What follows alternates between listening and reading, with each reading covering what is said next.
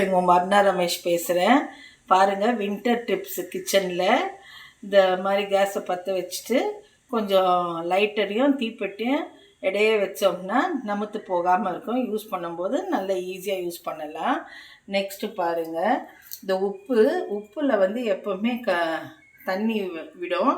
அதுக்கு இந்த மாதிரி கொஞ்சம் ஒரு ஸ்பூன் கார்ன்ஃப்ளவர் இப்படி தூவிட்டு உப்பு ஜாடியை இந்த மாதிரி பிளேட் வச்சோம்னா தண்ணி வடிஞ்சாலும் நமக்கு ஈஸியாக இருக்கும் க்ளீன் பண்ணோம். அடுத்தது பாருங்கள், அடுப்பு பக்கமாக இந்த உட்டன் ஸ்டாண்ட் இருக்கிறதால நான் வால்பேப்பர் ஒட்டி வச்சுருக்கேன். இந்த வால்பேப்பர் ஒட்டினதை ஈஸியாக இருக்குது க்ளீன் பண்ணுறதுக்கு.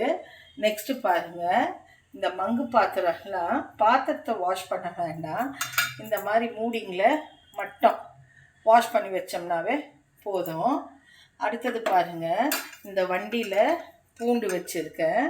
இந்த பூண்டு வண்டியில் அடியில் பாருங்கள் நல்லா எப்படி இந்த சாக் பீஸ் கிழிச்சிருக்கேன்.